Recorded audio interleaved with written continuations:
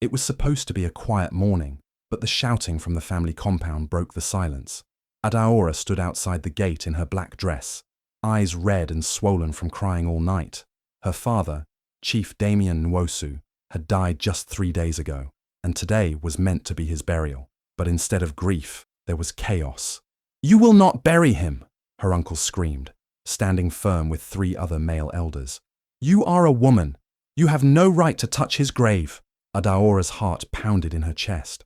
She looked around at the crowd that had gathered, neighbors, distant relatives, people who once called her father a brother, a friend. Now, they were all silent, watching her like she was a stranger. She felt cold. "But I'm his only child," Adaora replied, her voice trembling. "I was with him till his last breath. I took care of him when all of you stayed away." "That means nothing," another uncle barked. "In this family, women do not bury their fathers. You can mourn, but the men will handle the rest." Tears welled in her eyes. Her hands shook, but she tried to stay firm. She had promised her father, just days before he died, that she would carry out his last wishes. He had told her where he wanted to be buried, next to her mother, on their small land at the back of the house. He made her promise, and she had said yes with all her heart. But now they were trying to take that from her. "I promised him," she said quietly. "He wanted me to be the one." "Lies," her uncle spat. "You think just because you lived in the city and came back with an accent, you can change our traditions, over our dead bodies." Adaora clenched her fists. She couldn't believe how quickly everything was turning against her. Her father was not even in the ground, and already they were tearing her apart. She remembered his weak voice, barely a whisper, telling her to be strong. He had known this would happen. That was why he had told her to read his final will if anyone tried to stop her. But she hadn't opened it yet. It was in her bag, a sealed brown envelope, with her name written in his neat handwriting. She hadn't wanted to read it too soon, but now she had no choice. She reached into her purse and pulled it out slowly. The crowd leaned in, curious. Her hands trembled as she looked at the envelope. Her father's final words. Maybe, just maybe, there was something in it that would change everything. The men scoffed. "You think paper will change tradition?" One of them laughed. Adaora didn't answer. She took a deep breath and opened the will. Adaora was 32 years old, strong in mind, but soft at heart. She had lived most of her life in Lagos, far from her village in the east. She worked as a nurse and had built a quiet, decent life for herself. She wasn't rich, but she was respected. She never forgot where she came from, though. Every holiday, she sent money home. Every December, she came back to see her father, Chief Damien. They were close, closer than most fathers and daughters. Since her mother died when she was 12, it had just been the 2 of them. Her father had never treated her like just a girl. He had taught her how to fix things, how to read the news, how to speak up. He was her hero. Even when he got sick, he still tried to protect her. But the sickness didn't let go. It grew worse, and no one else in the family stepped forward to help. Only Adaora. She left her job in the city for months and moved back to take care of him. She fed him, cleaned him, gave him his medicine, stayed up with him through the night when he couldn't sleep. The rest of the family stayed away. Her uncles, Paul, Emeka, and Ifeanyi, only showed up when it was time to talk about land or property. They never visited him in the hospital. They never asked about his pain. But now that he was dead, they were the ones trying to take control. To them, it didn't matter what Adaora had done. She was still a woman, and in their eyes, that meant she had no voice. Her village was small, proud, and very traditional.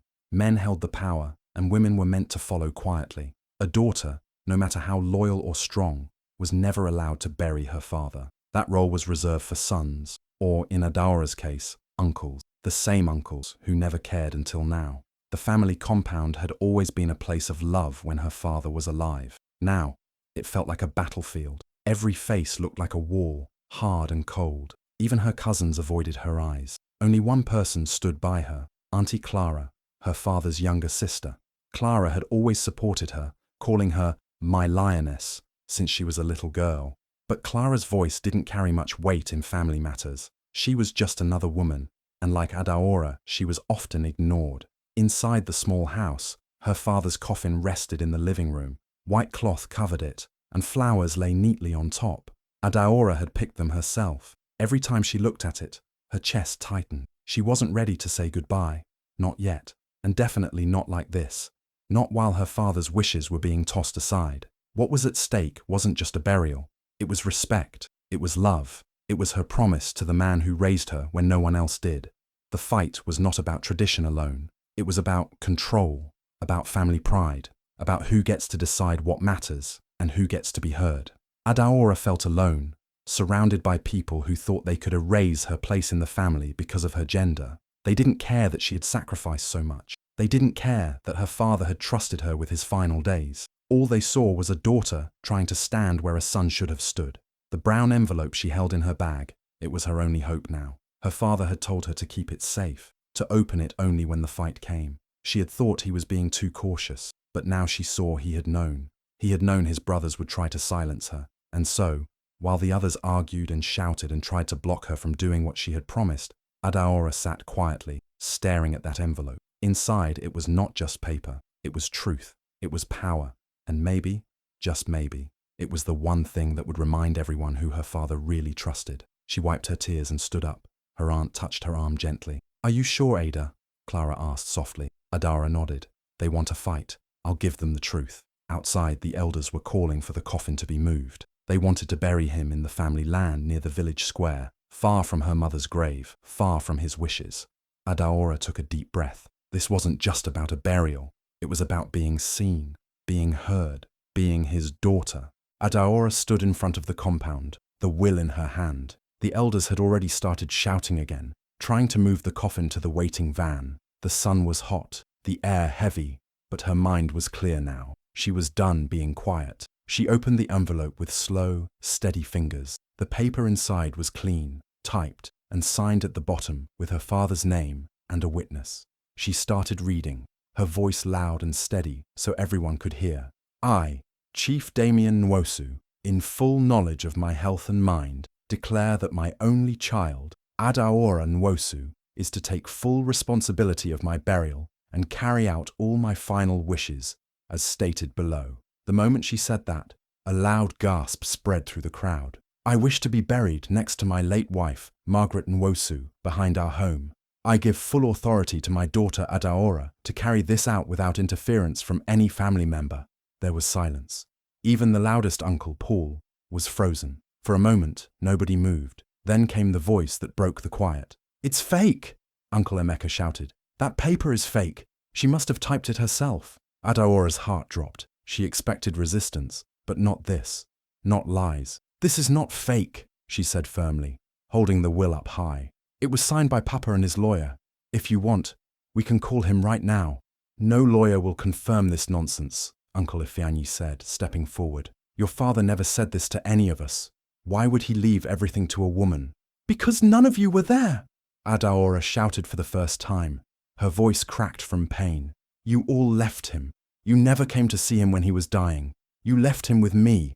I was the one who stayed." Paul marched toward her, his face dark with anger. "You will not speak to us like this, girl." He raised his hand, and then, in front of everyone, he slapped her hard across the face. The sound echoed across the compound. Adaora stumbled back, her cheek burning. Her aunt screamed. The crowd gasped. A few people tried to move forward, but Adaora raised her hand to stop them. She straightened up, staring directly at Paul. "I will not fight you with hands," she said, her voice shaking but strong. "But I will fight you with the truth." She walked into the house, tears forming but not falling. Her aunt followed her inside. Adaora picked up her phone and called her father's lawyer, Mr. Benson, a calm and serious man who had handled her father's affairs for years. "Sir, I need your help," she said. "They're trying to take everything from me. Can you come now? Please." "I'm already on my way," he replied. "Your father knew this would happen. He gave me full documents. I'll be there in 20 minutes.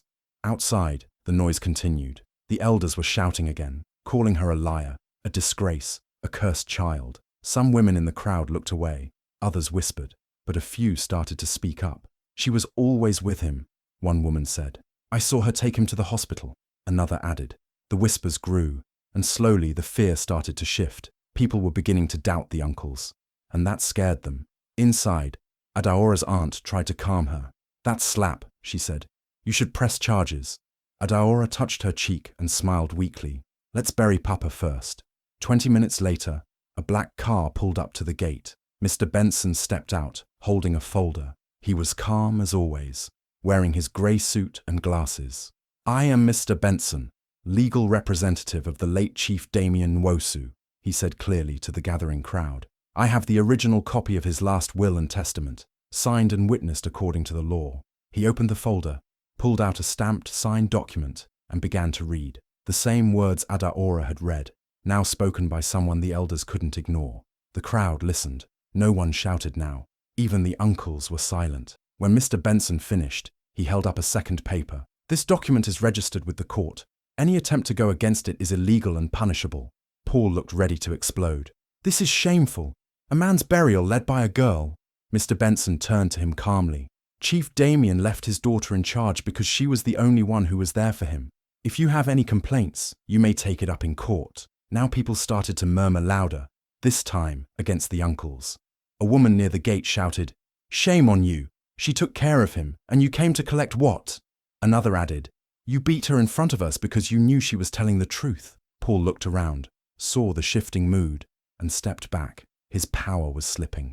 Adaora stepped outside again. Her cheek was still red from the slap, but her eyes were full of fire. "You can all keep your tradition," she said, "but I will keep my promise. He chose me, and I will do this right." The crowd stood still. She walked past them, back to the house, and told the key. After the lawyer read the will, everyone thought it would be over, but it wasn't. That night, Adaora sat alone in her father's room. The air was still, but her mind was racing. The slap, the shouting, the fear, it all came back like waves. She hadn't eaten. Her cheek still hurt, and her heart hurt even more. She had done the right thing, but it didn't feel like a victory. It felt like war. A knock on the door broke the silence. It was her cousin, Ugo. He stepped in, looking nervous. "Ada, I just want to say I'm sorry for what happened earlier." Adaora looked up, tired. "You stood there. You didn't say anything." "I didn't know what to do," he said, sitting down. "Uncle Paul told us not to get involved." She looked at him, disappointed. "He slapped me in front of everyone, and you all just stood there." Ugo sighed. "They said if we support you, they'll cut us off from the family land. So now land is more important than what's right." Ugo didn't answer. He stood up quietly and left the room. That was the beginning of the silence. The next morning, Adaora woke up to loud voices again. When she came outside, she saw that her father's coffin was missing. Panic hit her chest. "Where is it?" The undertakers looked confused. "We left it here last night. We came this morning and it was gone." Adaora ran around the compound, her eyes wide. People were whispering. A few looked away when she met their eyes. Then Auntie Clara came running. "They took it," she said. "The uncles. They came in the early morning and moved the body. They said the lawyer can say what he wants, but the village will follow its ways." Adaora froze. Her hands were shaking. Her father's body was gone. She ran to Uncle Paul's house. He was sitting outside, eating yam calmly like nothing happened. "Where is he?" she shouted. "Where did you take my father?"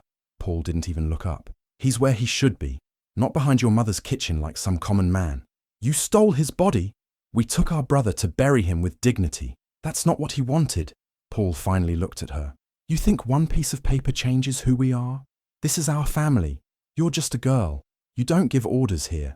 Adaora turned and walked straight to the police station. She explained everything, showed the will, and even gave the lawyer's number. But when the police followed her back, the coffin was nowhere to be found. The men had hidden it. The officers said they needed more evidence, and without the body or the burial site, they couldn't act yet. It was as if her father had disappeared. Over the next few days, Adaora tried everything. She went to the village head, showed him the will.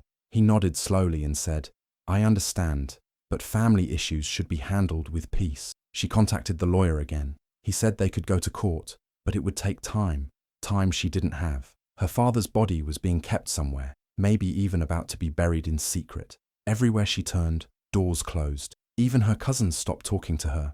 Neighbors avoided her. Some even blamed her. "You're bringing shame to the family," they said. "Why not just let it go?" Adaora felt like she was losing everything. The people, the respect, even her memories. She started to question herself. Was it worth it? She could just return to Lagos, go back to her job, leave this all behind. But every night, she heard her father's voice in her mind, tired, gentle, full of love. "Don't let them silence you, Ada," she cried alone in the dark. Auntie Clara was the only one who stayed. She brought her food, sat with her, prayed with her. "They want to break you," Clara said, "but you're stronger than all of them." On the fourth day, Adaora got a call from a woman she didn't know well. Her name was Mama Nkechi, an old friend of her late mother. "I heard what happened," the woman said.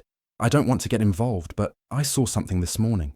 They buried a coffin just before sunrise, near the river road. No prayers, no crowd, just the men. I thought you should know." Adaora's heart stopped. She ran there with her aunt, and there, under the fresh red soil, was a small pile of flowers. No sign, no name, just hidden. She fell to her knees. "They buried him like a thief," she whispered. She sat on the ground for a long time, tears running down her face. Her father had been taken from her again, but this time something changed. The pain turned to anger, not loud anger, but deep, quiet anger, the kind that doesn't go away. "I'm not done," she said. Clara knelt beside her. "What will you do?" "I'll make sure everyone knows what they did." That night, Adaora wrote a long message. She posted it online with pictures of her father, of her taking care of him, of the will, and of the empty place behind the house where he wanted to be buried. She told the full story. Within hours, it began to spread. People from Lagos, Abuja, even. 3 days after Adaora's post went viral, the village was no longer quiet. People came from all over. Journalists arrived with cameras. A human rights group called Women Rise came with lawyers and media. The village chief was forced to call a meeting at the town hall to address the matter. Everyone came. The elders, family members, strangers, and even students from nearby towns. Adaora sat in the front row beside Mr. Benson and a lawyer from Women Rise named Amara. Her face was calm, but her heart was pounding. Uncle Paul and the others entered, still trying to act bold, but it was clear they were under pressure. No one clapped for them. No one stood. The power they had before was slowly dying. The chief raised his hand. "We are here to settle this once and for all. Both sides will speak. Then we will decide." Mr. Benson stood first. He brought out the will and explained everything again. The papers, the signatures, the witness. He explained how Adaora had cared for her father and how she had legal and moral rights. Then it was Uncle Paul's turn. He cleared his throat and said, "With all due respect, this matter is about tradition. In our culture, daughters do not bury their fathers. It's not personal, it's how things are done." The crowd shifted. Some nodded, but many stayed quiet. Amara stood next. Her voice was sharp and clear. "Tradition is not a shield for abuse. What gives you the right to steal a body and beat a woman in public? You ignored the will. You hid a coffin, and you lied to the entire community." People began murmuring loudly. Then the village chief asked, "Is there proof that they hid the body?" Adaora stood. She pulled out a small paper, an audio transcript. "I have a voice recording," she said, "of Uncle Emeka speaking to a cousin about where they buried Papa and why they did it at night." Everyone turned to look at Emeka. He stood up quickly. "That's a lie." Adaora pressed play on her phone. The hall fell silent. Emeka's voice filled the air. "Just bury him quickly before that girl causes more trouble. If we do it before sunrise, nobody will know." Gasps filled the room. Uncle Emeka looked like the ground had opened under him. Uncle Paul jumped in. "She recorded us without permission. That's illegal." Amara smiled. "Actually, in this state, it's not illegal to record conversations you're part of, or that involve your legal case." Now the tension was high. The chief looked at the elders. They were whispering, shaking their heads. Finally, the chief turned to Paul. "Did you bury Chief Damien without the family's knowledge or the village's blessing?" Paul stayed silent. "Answer," the chief repeated. Paul lowered his head. "Yes, we did it because we thought—" "You thought wrong," the chief snapped. "You have shamed this family." Then the chief looked at Adaora. "Your father trusted you, and you did not fail him. What you did was brave, but what they did was evil." Everyone stood. Some clapped, others cried. And then, the twist came. A young man in the back raised his hand. "I have something to say," he said. He walked forward, nervous but determined. "My name is Chike. I work with the burial grounds. When the uncles brought the body, they didn't just ask for a quiet burial. They also tried to change the name on the grave marker. They told me to write Damien Nwosu, father of Ugochukwu and Obinna. They left out Adaora's name." The hall went quiet again. Adaora stared, shocked. Even now they had tried to erase her. Her cousin Ugo looked ashamed. I didn't ask them to do that, he whispered. Chica continued. I refused. I told them I knew who Adaora was. She was always with her father at the hospital. So I wrote all 3 names. That marker is still there. Tears filled Adaora's eyes. She covered her mouth. For the first time in days, she felt seen. The village chief stood and made a final decision. The burial was wrong. The will is clear. These men must publicly apologize, and the grave must be moved. The body will be reburied where Chief Damien wished, to rest beside his wife. Cheers erupted. The chief continued. From today, let it be known, this village will honor both sons and daughters who care for their parents. We must change. Paul looked broken. Emeka sat down, silent. Ifeanyi walked out of the hall in shame. Adaora stood in the middle of the room. Everyone was looking at her. But now, they were looking with respect. She didn't feel small anymore. She felt strong. She walked out of the hall, held her aunt's hand, and looked up at the sky. Papa, she whispered, I did it. 2 weeks later, the real burial took place. The village was quiet that morning. A new grave had been prepared behind the house, right beside Adaora's mother, just like her father had asked. The ground was soft, the air calm. This time, there was no shouting, no arguing, only peace.